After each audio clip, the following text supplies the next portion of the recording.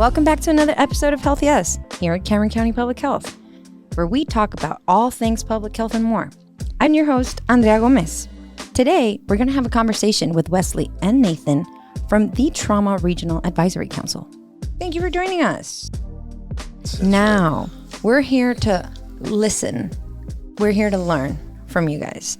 Can you please tell us what TRAC is all about? But can we first start with a little bit of yourselves, please? Sure. Well, you go first. Yeah, I'll kick us off.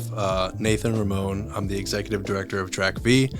The elongated version of that shortened acronym is Trauma Regional Advisory Council. The official legal name, the Lower Rio Grande Valley Regional Advisory Council on Trauma.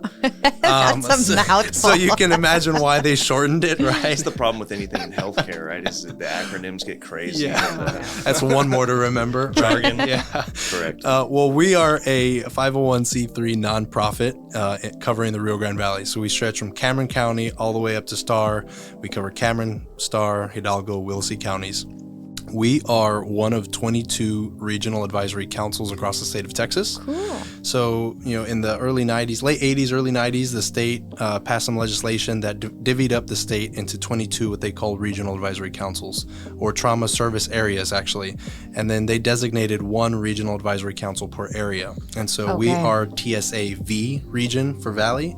And we cover all 4 counties of our valley. And so we were officially incorporated in 1993, began operations in 1994, and have been around ever since. Wow, 30 years of that. Yep. Mm-hmm. That is amazing. Which is then a big problem because most people go, you mentioned TRAC or RAC or TSA, all the other acronyms, and like most people, lay people, don't have any idea what the organization is, what we've done, that we even exist. So it's good to have an opportunity to get here and kind of share what we do and how we work, and just kind of looking forward to digging into some of that. Of course. So what would be maybe like the number 1, number 2, number 3 things that you would like everyone to know that TRAC does for them? How are you here to help the community? Big things on my bucket list, and I think the things that I want to share the most of are, 1, regional planning. Wesley likes to say that this is the opportunity for people to take their system hat off, to take their company hat off, and think regionally. How are we going to move? How are we going to improve? How are we going to, better serve our patients and our citizens in our community? So that's really the big one, is regionalization, regional performance improvement opportunities, and really systemic organization. The second, I think the biggest one that we've done lately and is one of our core missions is really education.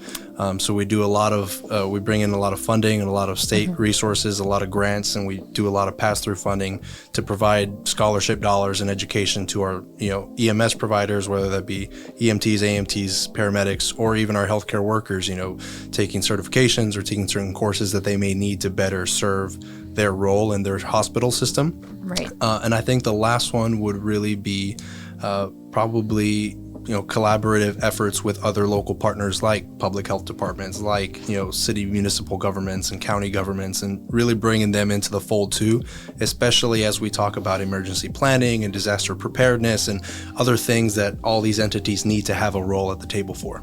Yeah, the structure of the organization is actually very interesting. Just a little bit about my background. I'm a registered nurse by trade, worked since 2007, all here in the Valley, from Brownsville to Harlingen, various different facilities. Currently, I am the trauma coordinator at Harlingen Medical Center. Each facility in the Rio Grande Valley, there's 12 facilities, and then the EMS agencies, and then physician representation from each county all make up a 22-person board. So it's a multidisciplinary board that kind of sets up the entirety of everything. So it started out with TRAC, trauma, right? And so that's really where everything started back in the 90s. It was a regional, but then kind of feeds into a bigger statewide system of how we take care of our trauma patients. Over the years, as the success of the trauma arm of DSHS and that's kind of where all that resides within Texas DSHS, Department of State Health Services, they're like, hey, TRAC, trauma's been really successful at this. Let's look at some of the other big things. Stroke, huge, particularly in the Rio Grande Valley, is a lot of stroke victims here, and then cardiac, and then most recently has been the maternal and neonatal response. So all of Right. those end up being underneath kind of the regional purview of our organization. And so the way it works is part of my duty as a trauma coordinator is our facility appoints a board member, which in Harlingen Medical's case is me. And then we have from every other facility representation on the board as well. But I then have to take my Harlingen Medical hat off. And, here in Harlingen, is where we're doing this podcast, we've got Harlingen Medical and Valley Baptist Harlingen. On paper, you're competitors, right? Hey, bring your patients to us. Right? Yeah, And it would seem, right? We all have a shared goal, which is to provide excellent health care to our community at both facilities. But you also are running a business where you want to be the best, right? You want to outdo your competitor in both ways. But at the TRAC level, we sit down and we take those hats off and we put on the regional and go, what's best, not just for me and my business and my little world and my job, but what's best for the people of the Rio Grande Valley. Let's look at the big picture. The bigger picture. Exactly. And that's really what gets really neat, because it allows you to pull yourself out of kind of your blinders of your own world, and you all of a sudden see how everything complements each other. And just a great complement of how we work together. Just in the Harlingen area, you look at the two facilities that are here, they're vastly different. But if we were to try and do everything by ourselves, we'd fail miserably. We have to complement one another. Up in the Hidalgo County area, you've got a lot more facilities, but you have a lot more people. So, Exactly. and you look Yes, at the way that is right. the way that they complement one another and help each other out. And if we have, God forbid, knock on wood, is every piece of wood I can find, a major disaster that strikes this area, all of the hospitals, all of our EMS agencies, physician partners, out to even law enforcement, public health, Everybody public involved. works, we've got to be able to have a regional plan and a system and a communication mechanism that goes, okay, for example, let's say at a hospital, and you can pick Hospital X in the Rio Grande Valley, has a water and sewer failure. That's a major issue for being able to then provide services to the patients that they have in their house. We as the Trauma Regional Advisory Council, we could, using Nathan as our executive director, hey, can you work together with the partners and the relationships we've had with whatever municipality that is, see how we can help either expedite, allocate different resources to different places, to even do something as simple as water and sewer. It's like, no, that's a big part of what we need in the healthcare industry, fuel for the ambulances in a hurricane type situation. So it kind of gives you this big, the more you start thinking about it, the bigger it gets. And the broader, and obviously more issues that come into play. Exactly. Because you're basically thinking for somebody else. Like if maybe a hospital or in whatever setting has anything, it's Big Brother that I can rely on, basically. Correct. And you look at us as going, hey, I know my partners at different facilities, different organizations, and it really helps. If you have an incident, let's fabricate a disaster X of a bus crash somewhere. I know from my facility who my people and my contacts are going to be on scene. Right. I'm calling Rini Bettis is our big contact for here. He's my local EMS rep for STEC EMS. I'm going to call him if he's the guy. I know he's on scene. I know he's got the information. So then a lot of networking. And then there's huge networking. So, and that works not just at my little area, because that's what I know most, but I'm speaking on behalf of principles that will apply in Brownsville, they'll apply in Willacy County, Starr County, McAllen, Edinburgh, Pharr, San Juan, all of those areas.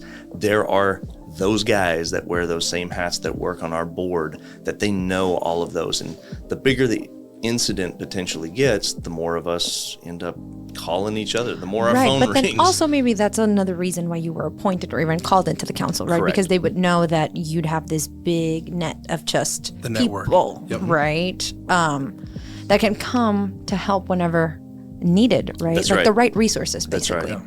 And then it continues to trickle all the way up to Austin at the state level.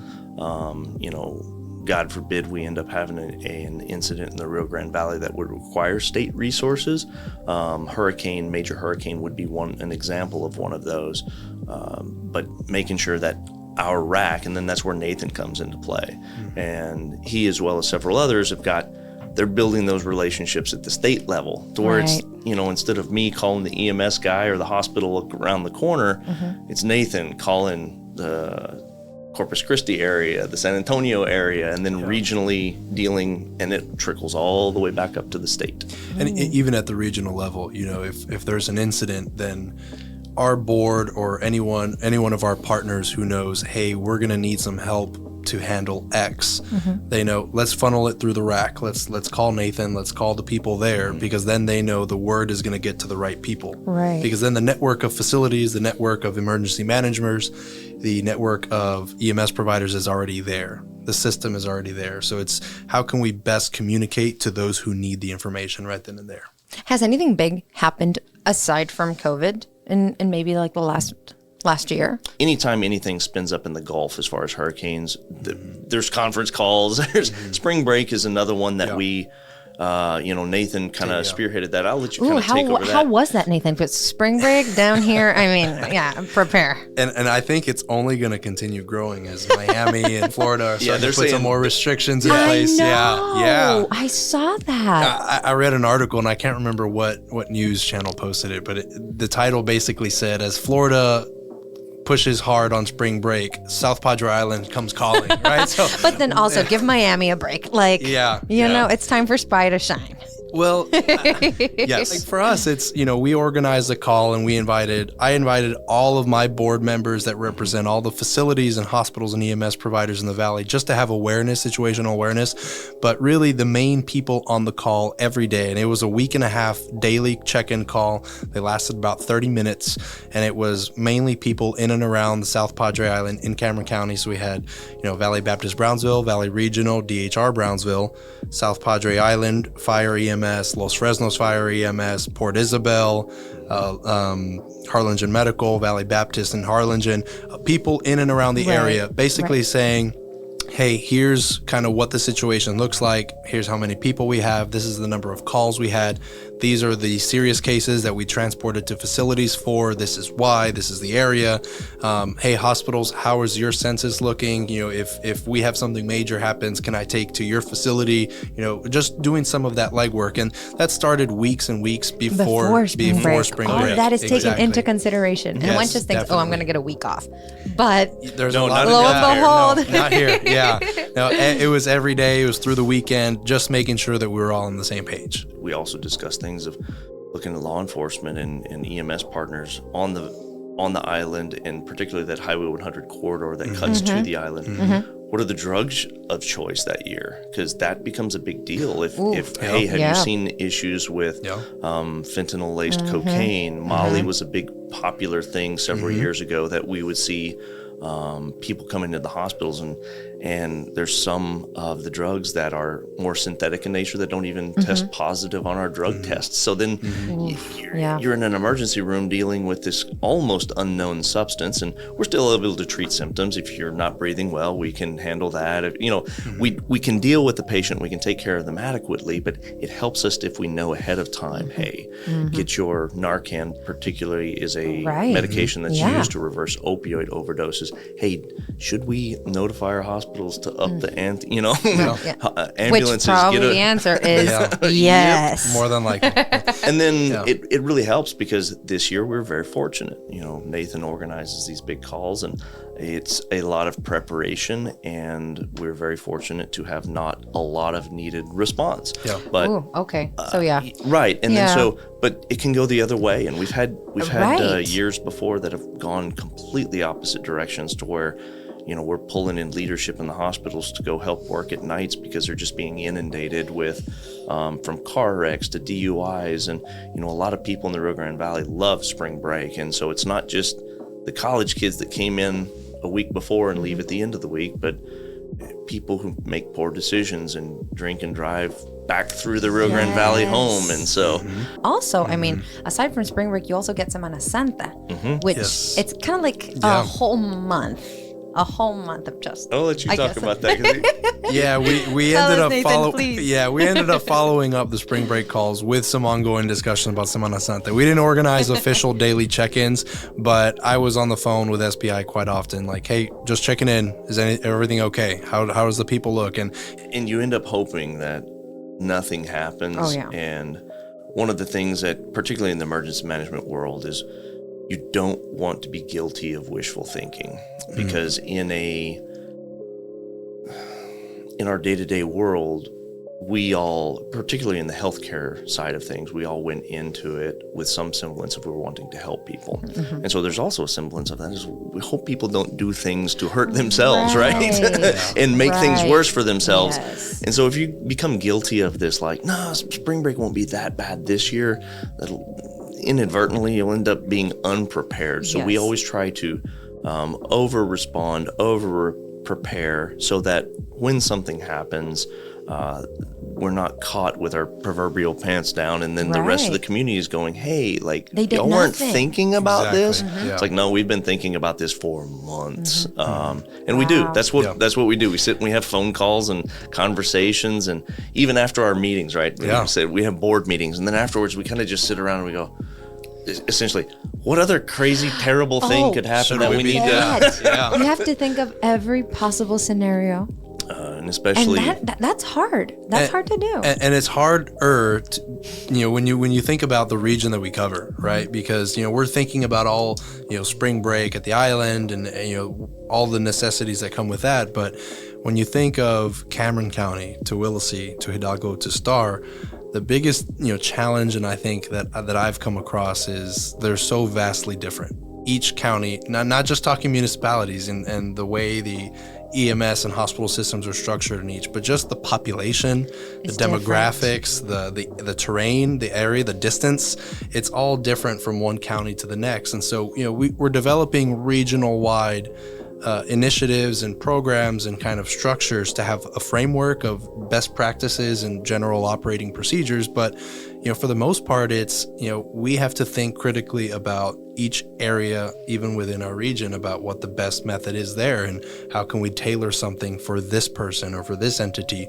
because we know eventually something may happen there. Right. Sort of like individual practices applied to each. And then cater and like customize. And then making sure that they're built upon kind of the latest and greatest of what we know about emergency management, from everything from how do you manage an active shooter situation to individual, for some reason, last year or so, ATV and UTV accidents, that's been the big thing. Like, for some reason, I guess it's good from an economic level. People can afford them. They're buying them, But on the back end, nobody's wearing helmets and they driving a little too fast. But, how do we get some of those messages out, and how do you apply, generally you think about ATVs, right? Starr County, Willacy County is going to be a lot more use out there. Community. Correct. They're much used. Right. But interests also differ, right? Because they have the space to go and ride around on the dirt, right? And some of our more urban, suburban environments in Hidalgo County and in Cameron County, you don't see it as much. It's more on the outskirts. And so you've got to have these principles that will apply no matter what the environment are, so that whether you're dealing with something as an isolated as an ATV accident, or a little bit bigger to a general area as an active shooter, but it would also apply all the way up to a hurricane that is, it's going to affect everybody in the region. And so that's why we meet, and from the hospital world, great. I know how my world works. I understand inside my four walls what that looks like. And then that's why we have our EMS partners that go, yeah, but when you're in the streets, it's different, and they get that perspective as well. Because you just can't know everything. No. And so we pull and that's everybody what preparedness to the table. is all about. Yeah, it's what it's all about, because you can be proactive about many things, but also being reactive to whatever happens out of the blue, because that's just how things are and how broad anything can happen. And which brings me up to hurricane preparedness. Is it something that maybe TRAC obviously prepares for? So we've already had some initial discussions. I know in Cameron County, and dates will elude me, Cameron County Emergency Management, I know Willacy County does as well, because they're coastal counties. The coastal side of the Rio Grande Valley prepares a lot more, but it's involved with Hidalgo and Starr, because if we have to evacuate, you're going to evacuate the coastal regions first. And where are those patients going to go? Where are those people going to go? What resources are going to be needed in those inland counties to accommodate the influx of additional people? And so those conversations have already been happening. We're going to have big conferences, and we have at least weekly calls during the summer. This is what we've done for years. And then way more frequently if something pops into the Gulf. But one of the scary things and things we discuss frequently, Hurricane Harvey is a great example. Hurricane Harvey popped up and within 48 hours was already essentially making landfall in Houston. Sometimes you don't have the time to respond that you'd love to if you're watching a storm coming off the coast of Africa and you're watching it for 2 weeks. Unfortunately, in Texas, in the Gulf Coast, it kind of gets a little bit more surprising. So yes, we have these routine discussions and going, okay, where are we at? What is hospital census? And take the kind of playbook that Nathan talked about during spring break. What are you dealing with? What does your hospital census look like? What are your capabilities? What are your needs? And then that's where Nathan just runs wild with all of his connections at being an employee of the TRAC, where I'm just a board member. Right. He's the one who then just goes, hey, and he Mm-hmm. pulls everybody together, gets everything, because I in turn have to kind of almost turn my back on the rat. I got to go deal with my day-to-day job. And so that's why he and the office staff exist there, to be able to take that to that next level of organization. And like just fully committed to that. Exactly. So we can then map out, okay, we got information from here. Who then do we relay it to? Or what do we have to do if I need to call the state or if I need to call whoever to deploy resources? I'll give you another example. And it's an example that didn't necessarily affect us, but other RACs, other regions around the state did some really in-depth planning and had really good conversation about that they reported at during one of the meetings we had in Austin in March, was a solar eclipse. Oh, yes. And it wasn't coming from the standpoint of, hey, everything's going to be pitch black, it's going to, do all this stuff to our community, but they were planning for the influx of people that were coming to Texas from around the country and around the world to come and watch the eclipse. And not necessarily a threat like a hurricane. No, it was just like preventive right? And the director in San Antonio, Eric Epley, he said something at that meeting that really made me chuckle. He was like, when they came to me a year and a half ago and said, hey, we need to start planning for the eclipse, he was like, it gets dark every night. What do you mean we have to start planning? We got lights to turn on. We're good. Yeah. But, they said, no, like we're expecting 80,000 people to come to a small town community of 10,000. And you're like, record scratch. What? Yes. Yeah, you put it into perspective, right? And I think he said that the town of Kerrville up in the hill country, that they had people looking at, from Japan, who were making reservations at RV parks to come in. They were renting hotels, and like you could not find an Airbnb or Vrbo or anything in and around the hill country area because they had total eclipse. And that's not really a problem when you think about bigger cities like San Antonio, Austin, Dallas, Houston, and really even the larger cities in the Rio Grande Valley. Yeah. If you, just for say, the McAllen, Edinburgh, PSJA Metroplex, if you just scatter an additional 100,000 people through there, you don't really notice it. But if you went to like La Feria and dropped 100,000 people, you've got a major problem. Exactly. What are you going to do with all those people? That's kind of, and then as we do, we were thinking a year and ahead about stuff like solar eclipses. That's where we go, okay, what's the worst that could happen? And it's like, okay, this has the potential to be problematic. Right. So let's work through it. Let's think through it and make sure that if something happens, we're prepared. And if nothing happens, we just say, well, that was cool. Phew. We saw a solar eclipse, and then you go back about your day. Yeah. Crazy to think, right, that a solar eclipse would. That much mayhem, that much planning, just for a 4-hour window, 5-hour window of event, right? Yeah, Statewide. But it's exciting. It's not happening. Well, that type of solar eclipse, I believe, it's not happening until 2050 something. Like so 20 years. Way down you got a lot of time. You got a lot Let's of time start to planning plan now. Actually.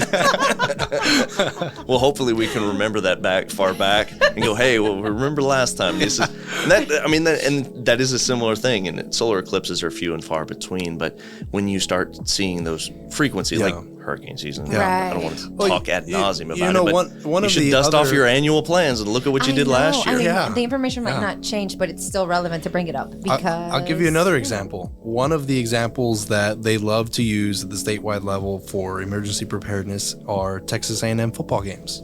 And this happens with every college, every major university, where you get tons and tons of people, 100,000 people going to College Station for a weekend.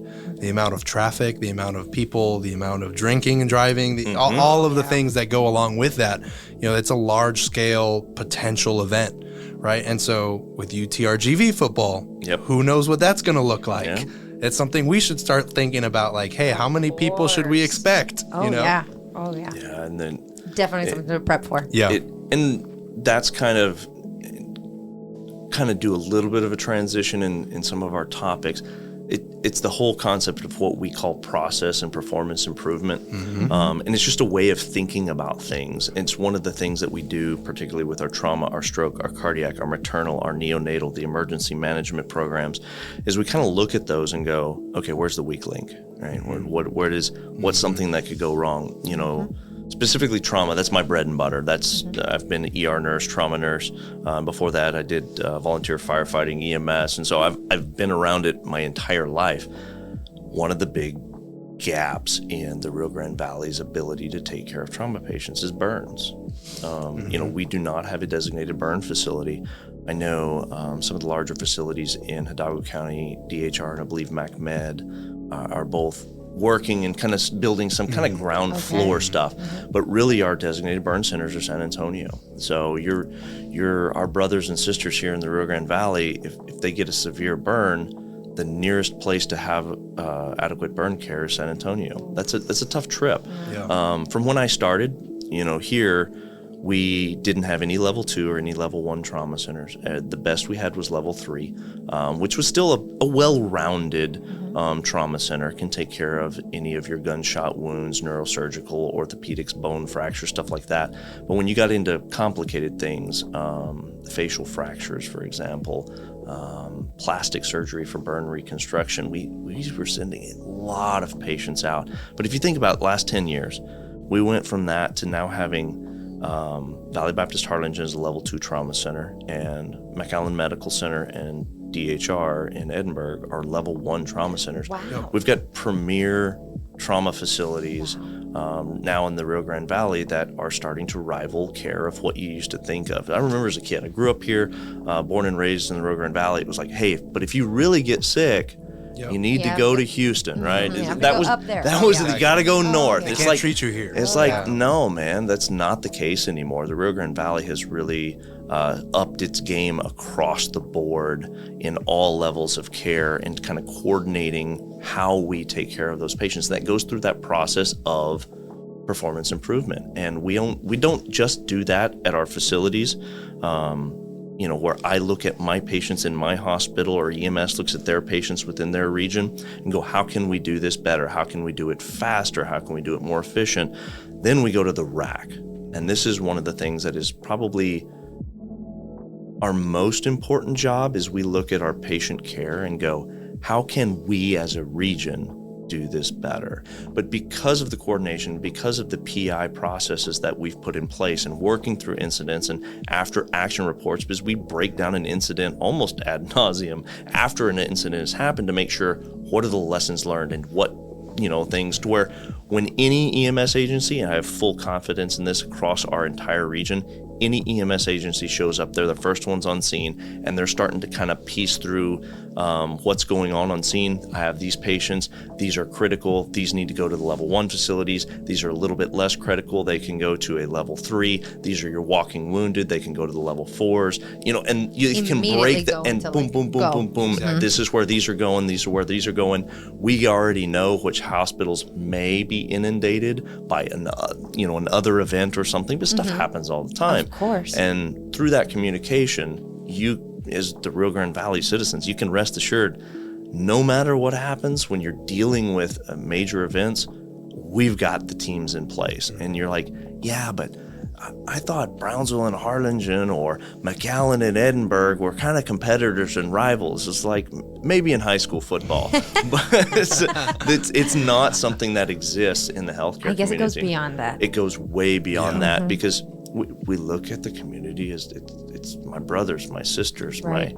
my aunts, my uncles, and so that's really, in a nutshell, kind of the biggest, baddest thing that we do is that PI is really digging into it. What can we do better? How can we make the Rio Grande Valley a better and safer place to live?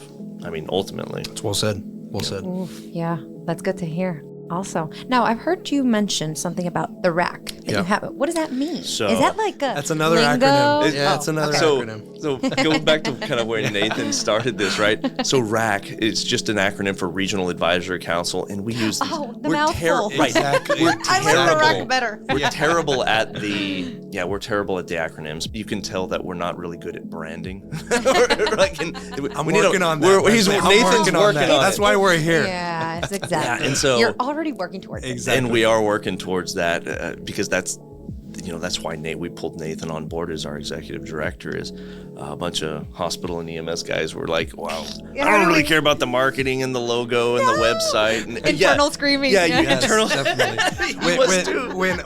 When I went in for my first interview, I said, "Hey, y'all have a Facebook, but you haven't posted in a few months. And I don't see a LinkedIn, and I don't see this, and the website's not updated." And my internal process was like, I can't find any information about them because they're not on social media, and we're not talking about it either. Exactly. We see that with a lot of like entities that we work with.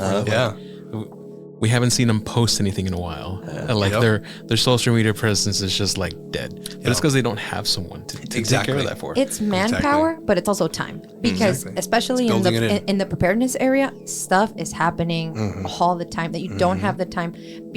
Because also you might agree that social media, it's a full-time job. Like just to keep everything updated, to get it correct, maybe an approval system that you might have in there to get something posted and to get the information accurately. It's a job of its own. So putting it all together with somebody that's already taking care and prepping and planning, it's a whole And as lot. we continue to grow and pulling, Nathan on board, we sit there in an interview process and he's like, and then our last meeting, no joke, this is to brag on Nathan just a little bit, the job that he's been doing. He did come in and he's like, opportunities with social media and outreach, like you mentioned. The last meeting that we had, somebody goes, hey, I looked at your social media stuff and as in a board meeting, as a board member, I'm going, I know there's a lot of opportunity. We could go. They're like, you guys are posting so much. There's so much valuable information. Do you think that we could get on that train and do? And I think that was about stroke information. Yeah. Yep. And it was like, I was like, oh, well, that was a quick turnaround. That's it. Now we're getting out a lot of information and doing things like this podcast. Yep. We can get into a little bit of the symposium and what we did on the island. It was a surprisingly great turnout. I was hoping for more people, quite frankly, but I think this was my first symposium. I don't even know if I said this, but I started in December as the executive director. Yeah. So I'm 5 months in. Yeah, something like that. Something like that. Ooh. So coming on board. The first thing for everything is always like exactly. It was stressful, but just because I knew what it's been in the past, and I wanted to make sure that it was worth people's time and investment and everything else that goes along with that. But I mean, really, for me coming in, the planning was halfway done. They start planning basically as soon as we end the symposium. It's already, hey, let's think about next year. And so I came on board and speakers were already invited. The framework was already there. I really just tinkered with a few things and said, okay, well, how can we make it bigger? How can we invite more people? How can I talk to sponsors and say, hey, this is worth your time? How can I get students there and say, this is a great networking opportunity? And so it really was trying to highlight the event because in the past, our organization has been a one-person operation or a small team, and it's hard to do some of that external affairs when you have to worry about all your internal processes and everything that go along with that. And so coming on board, it was, well, let's talk to as many people as we can. Let's get the word out. Let's share it with partners. Let's invite the business community. Let's do all these things to just raise awareness about the opportunity that it provides. Right, and it's one of the big things we do, and social media is good at this, is public education, right? So this symposium is an opportunity for us to then go, yeah, but we kind of need to educate the nurses, the doctors, the paramedics that are out there on the street. And that's really what this event was about, is pulling in speakers. I think the furthest one away was Las Vegas, Dr. Bledsoe. We had a few from Chicago. From Chicago as well. And so we have, across the United States, trauma surgeons and different physicians that come with a different perspective and saying, hey, here's a different way of thinking about it from a different area of the country that does things a lot the same, but a little bit different. And here's some pointers, some tips, and way that we can just really cultivate and nurture our teams, right? Our nurses, our physicians, our paramedics, and so that's really what that symposium is about. And some of the lectures, some of the speakers almost treated it like a pop quiz. Like, hey, I'm gonna pull up a case study and I'm gonna walk through the audience, and you're gonna tell me exactly how you would be doing. Like, you better be prepared. Exactly, you or better I'll have done count your homework. You absent. You're not gonna get any credit here. Yeah, no, but it's a great learning opportunity, because a lot of them, a lot of them said the right answers, and some of them are like, I've never heard of this before. I've never thought about that. Never thought about it in this way, or from the physician perspective. I'm only thinking it from the pre-hospital side. And so a lot of it is seeing things from a different angle, seeing something that you haven't experienced, learning the latest and greatest of, like, hey, here's what to watch out for, here's signs and symptoms, here's like a disease maybe that you haven't heard of that could be pointing to, and if you identify it early on, then you notify the hospital and they already have it prepared. Right. But I think that's best when you go to either a training, a symposium, coming out with knowledge that you previously didn't not know. Exactly. It's okay not to know and learn, because if you get the same information repeated all throughout. And that's why it's not challenging. And that's why everything is a team approach. Even if you can think about your, like, going to a doctor for a very simple, like a cold, right? If you think about it, you're just like, well, I'm going to go see my doctor. It's like, yeah, kind of. Like, you are seeing the doctor, and the doctor's the head of that team. But there's a nurse that saw you in front, and one of the things that you don't realize is, I would bet you money that every single patient encounter, even at the lowest, most non-critical incident of a patient encounter, so somebody comes in for flu-like symptoms, right? Very straightforward, test them for flu, either give them antibiotics if it's appropriate, Tamiflu, etc. That nurse is having a conversation with that doctor, that's having a conversation with the tech that went in and also looked at that patient, and you've got this whole team approach. And the bigger and more complicated it gets in the ambulances, into the hospitals, into even like complicated operations. To do anything in the operating room in a hospital takes a massive team of people that are not going to have seen everything and heard of everything. How do we get those teams better? Is you put them in front, and we do mass education all the time to make sure that everybody's seen everything. Great example, we had an educational, it wasn't at the symposium, I can't remember, it was several years ago, but it was a speaker that came down, and he had done a lot of kind of wilderness type care, which you're dealing with snake bites, you're dealing with a lot of that. Started talking about something that I had never even thought of my entire nursing career: frostbite. Well, why would you think about that in the Rio Grande Valley, right? It's like, not down here, I guess. Right. Like, I'm real good at heat injuries, heat stroke. We deal with that a lot, right? Especially your elderly population, Rio Grande Valley. It's 100, 110 degrees. In the further inland into Hidalgo County, it just gets hotter and drier. But then he started talking about that, and then it was a couple of years later, we had that massive freeze. It was around Valentine's Day a couple of years ago. 2021. Yes, that freeze. And that was a whole different issue, and you're dealing with potential homeless population, are very economically disadvantaged here in the Rio Grande Valley that don't have central heat in their, most of the time they don't need it because it gets cold down here, but not crazy. When's the last time we saw snow? It's been years. And so then all of a sudden we start thinking, hey, I need to dust off some of those notes I had from frostbite. We need to refresh our memory. Go to one of our ER physicians.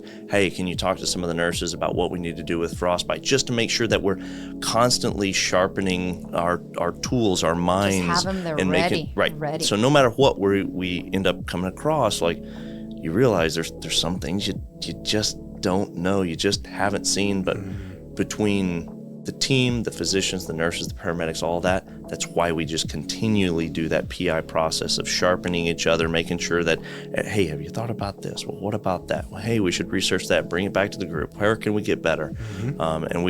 That's just a continual never-ending process, which is, well, like I said, we get around after meetings sometimes, we're like, all right, what's the worst thing? And then try and troubleshoot it. What would that look like? Right. Also, what did I miss? What did I not think about? Absolutely. Exactly. And one of the things that I've started prompting my board and people within our organization to think about is, as a region and as an organization that has this network of hospitals and EMS providers and is really in this healthcare focused space, let's start thinking about where our region is going to go in 5 years and 10 years, and let's start planning and getting some operations in place for then, not just for next summer's event or not just for this coming winter, but with one of the fastest growing population areas and with more and more people moving from across the border into the United States, and with this being a primary winter Texan destination, and we're seeing winter Texans staying longer and longer throughout the year, moving here permanently, the population is going to grow. And you were seeing that in all the housing developments and everything going on around the valley. How can we have systems in place that are going to treat that number of people, and how are we going to see things that we maybe are not prepared for in 5 or 10 years? And so starting to have some of that forward thinking now too. Yeah, just anybody who spent any amount of time living in the Rio Grande Valley. I know you were born and raised in Harlingen. I was born and raised in Los Fresnos. Like, it's almost unrecognizable from when I was a teenager. Oh yeah, even in just the last 10 years. Yeah. And so what does that look like when a lot of your hospitals are the same size as they were 20 years ago? Yes. How do we manage within those constraints? Because we can always say, like, it's like everybody does at their own homes, right? I wish I had a bigger kitchen. I wish I had a bigger, another garage for more storage space, or a bigger lawnmower, whatever, right? Or whatever your wish list is, you can spend a lot of time on the wish list, or you can sit there like we do in the hospital and the EMS world, the whole RAC or TRAC world is going, all right, how do we get better at what we do? How do we get more efficient? How do we get quicker? How do we, in the emergency department, how do we get those patients upstairs? Because anybody who spent any amount of time anywhere in emergency rooms, like, there was a lot of waiting, right? And how do we reduce that? Because time spent waiting and not doing something effective is an opportunity. And that's where we look at those opportunities to whittle down, to make ourselves better, to make the patient experience better, the outcomes better. For us too, we want to be cognizant of, if we have to take a patient to San Antonio, they're maybe going without their family, because their family's here. They can't take off of work, and then they're driving up to San Antonio and they're staying there, and all the expenses that come with that. So how can we improve care here? How can we add other subspecialties so that we're treating all across the board everything and anything that we can think of and keep people here? So instead of driving to San Antonio to visit my grandmother who's sick or whatever, it's a 10-minute drive in Harlingen. And I can go every day after work, or I can spend the night in the ER if I need to. So thinking through little things like that too. And also like proving the results that this is actually working, which it is. Yeah. I took care of a pediatric patient that came in, was injured, and I can't even remember exactly what it was, but we had to send this patient to San Antonio, to one of the hospitals in San Antonio, because that's where the nearest specialties were, take care of this kid. And I remember the parents coming to me, is like, we can't travel. We're not documented. The kid was born here, the kid's a citizen, but we're not. And then just the absolute heartache from everybody involved. I mean, just everybody involved, and what that meant and how difficult that is for a family to be put in those situations. And what can we do within our scope to make this situation better? And here we are, probably 10 to 12 years that incident happened with me. We're a few weeks away from Driscoll opening a brand new hospital in Edinburgh. Like, we're going to have the second children's hospital. Edinburgh Children's already exists and has been doing some great work with our pediatric population. And then Driscoll's just going to add another level to that. And so all of a sudden, those really terrible incidences that just made me lose sleep 10 years ago, this next generation of nurses coming behind me is not even gonna be a thing, which is just awesome. It's to think that the problems that we were trying to overcome 10 to 12 years ago, and maybe we should do that a little bit more at the RAC level. We catastrophize a lot of things. What went wrong? What could be better? Well, I mean, but what are the successes? Disaster what are the mode. successes, Yes. right? Let's And celebrating the Yes, successes exactly. and we've- savoring them, because that's a big thing, especially down here. Imagine how many families went through that. hundreds, thousands. Of course. And now you're looking at a Rio Grande Valley that has some of the most premier in healthcare from the hospital side, but the EMS side and the stuff that these guys do and have to deal with is unbelievable. On all of the first responder teams, from law enforcement, EMS, they walk into these terrible situations and are able to deliver all these life-saving interventions in the most chaotic settings imaginable. Yeah. because in the hospital, I joke with some of the guys, sometimes it's very difficult as simple as starting an IV, and EMS will go, try starting one in the back of an ambulance bouncing around in one of these Texas small Texas roads. It's like those FM roads. Yeah, that's right. And so you kind of get this great realization of what such an unbelievable evolution of care that we've had in the Rio Grande Valley over the past 10 to 15 years. And I'd love to take all the credit at the RAC level, at the TRAC level, but it's all the partners that make the RAC great are also individually doing some unbelievable work to expand healthcare, capabilities here within the Rio Grande Valley. And going off of that, just to further Wesley's point about EMS, a couple years ago, there was a piece of legislation that was passed called Senate Bill 8 in the 87th legislature. I was like, what was this last one? 88. Yeah. So in the 87th legislature, they passed Senate Bill 8, and it basically provided millions of dollars of funding for scholarships for EMS providers throughout the state.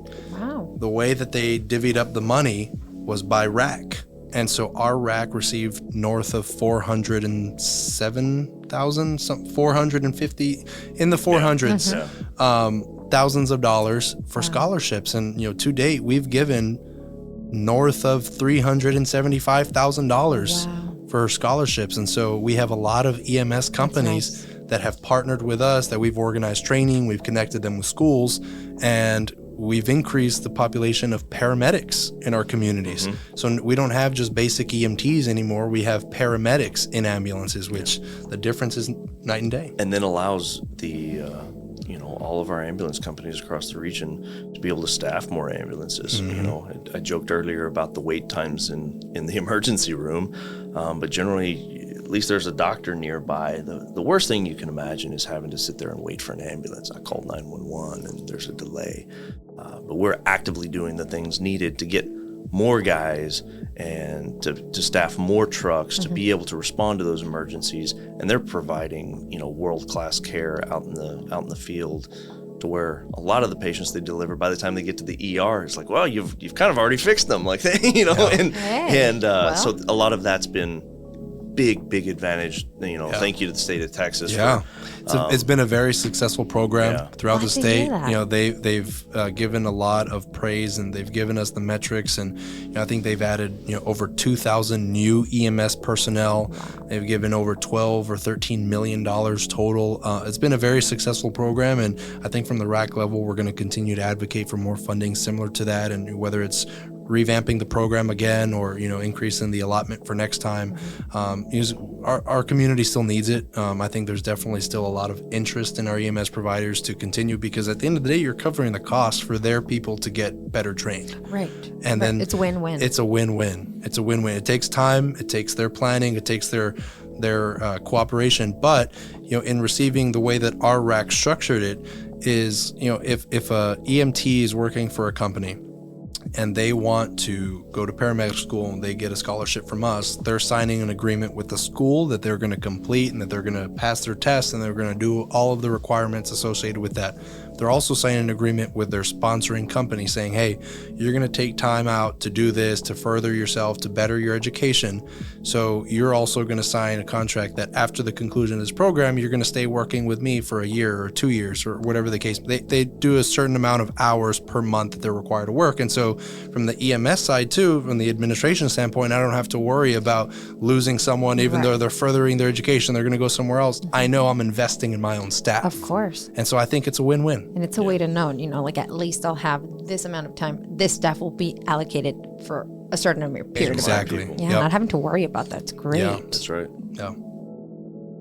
Anything else to add, Nathan? Any last comments? I could go on and on. No, but seriously though, it's a 3-hour episode. Of course, there's so much about track and there's so much about preparedness. There's a lot to talk about that hasn't been talked about before. And I'm just the new person on the block, and I think there's a lot of successful things that we have done in the past that we haven't celebrated, that we haven't touched on, and we haven't highlighted. And I'm trying to do some of that, but I'm also trying to think strategically about where we're going as an organization and what our role is and how we can continue to connect partners and further expand on patient care and think about all the pieces that we need here in the Valley to keep people here, keep people safe on the preventative side, on the EMS side and the hospital side.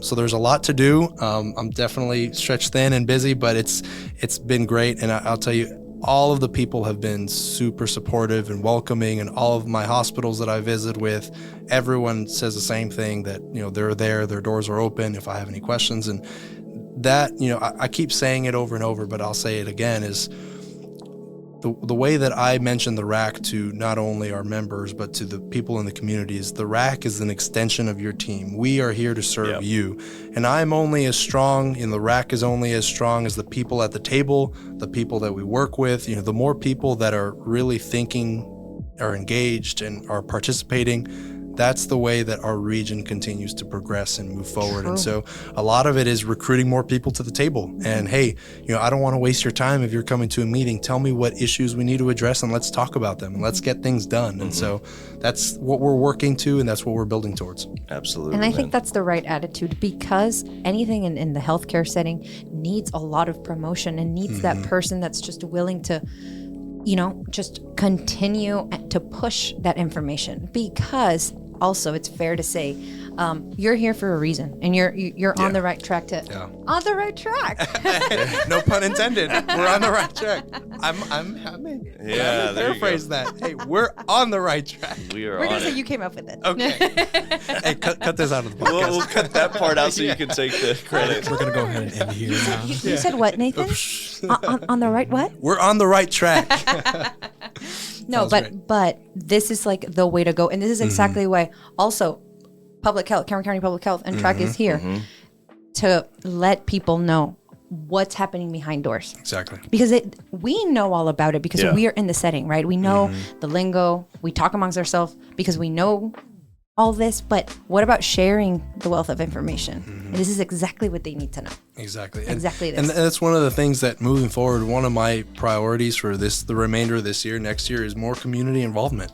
A lot of times people don't know what the RAC is, what TRAC-V is, and even a lot of people in the community, a lot of bedside nurses don't know what the TRAC is. And the message that I want to convey is, hey, there's an organization in the Valley that gets all the people at the table, that has the difficult conversations, that no matter what system or no matter what company they represent, there's an organization that brings them all together to talk about the Rio Grande Valley. And I will always be the strongest proponent of the Rio Grande Valley and the strongest advocate I can. And this is just the way that I'm able to do so. Hey, that all sounds great. Thank you. I'm so glad to have you both at the table to share about TRAC, obviously. Hopefully our listeners also get, a small insight into everything that I'm sure that you do. This and so much more. I'm sure all the services and all the help and all the issues that may arise. So we're thankful for you guys. We're thankful that you came down. Thank you for the invite. Hopefully you had a great time. Absolutely. Yes, this conversation, hopefully everybody gets a piece of that information and helps them in any way. Anybody interested, any organization interested, they can go ahead and contact Mr. Nathan Ramon. That's correct. Yeah, you can follow TRAC-V on our website, tracv.org. You can follow us on social media, Trauma Regional Advisory Council V on Facebook and on LinkedIn, and then on Instagram and X, it's RGV TRAC-V. Or call our office, 956-564-364. Sorry, 956. Let me rephrase that. 956-364-2022. You don't want to call him the taco stand, do it? Well, I was going to give him my number. I said, wait, actually, don't call my number. Your personal number.